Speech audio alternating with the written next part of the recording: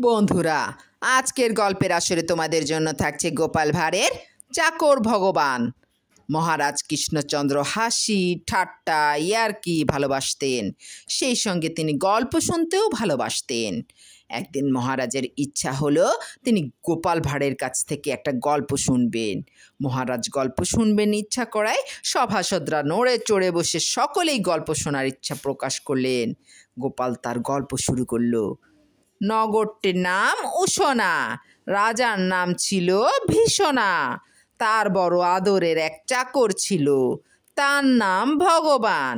রাজা ভগবানকে ভীষণ ভালোবাসতেন, তার কথা বেদের কথা মনে করতেন, মিথ্যা বললেও সত্যি মনে করতেন। রাজা ভীষণার সভাসদরা ঠিক করলেন ভগবানকে আর রাজদরবারে ঢুকতে দেবে না, কারণ তাদের ওজন দিন দিন কমতে শুরু করেছে। এদিকে সভাসদদের মধ্যে থেকে একজন রাজপ্রাসাদের প্রহরীকে বললেন, সাবধান, চাকর ভগবান যেন আজ থেকে রাজবাড়িতে না ঢোকে। যে এ আদেশ অমান্য করবে সে জরিমানা হিসেবে পাবে 20 ঘাবেত। প্রহরী কাঁপতে কাঁপতে বলল, ঠিক আছে, তাই হবে হুজুর। সেই দিন চাকর ভগবান রাজার কাছে আসবে, কিন্তু রাজপ্রহরীরা লাঠি দিয়ে গেট আটকিয়ে হুকুমনামা শুনিয়ে দিল ভগবান নাকি চোর প্রমাণিত হয়েছে। অপমানে কাঁদতে কাঁদতে ভগবান নিজের বাড়িতে গিয়ে প্রাণ ভরে কাঁদতে লাগলো এবং মনে মনে চিন্তা করতে লাগলো, এত বড় সর্বনাশ তার কে করলো। মহারাজও চিন্তা করে করে অস্থির হয়ে মনে মনে চাকর ভগবানকে খুঁজলেন। পেটে কথা চেপে না রাখতে পেরে মহামন্ত্রীর কাছে কারণ জানতে চাইলেন। মন্ত্রী বললেন, মহারাজ, ভগবানের কয়দিন পায়খানা জ্বর বমি চলছে, লোকটা বাঁচবে কিনা সন্দেহ।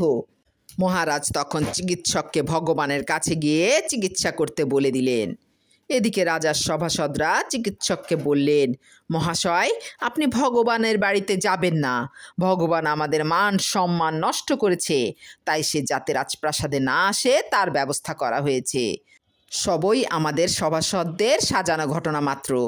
আপনি রাজসভায় গিয়ে বলবেন ভগবান মারা গেছে। পরিকল্পনা মতো চিকিৎসক রাজাকে খবর দিল যে ভগবান নেই, সে মারা গেছে। ঠিক সেই সময় সভাসদরা অন্য একটা ছেলেকে ভগবানের ছেলে সাজিয়ে ভগবানের ছেলে এসেছে বলে রাজবাড়িতে ঢুকিয়ে দিল। ছেলেটি বলল তার বাবার নাম ভগবান।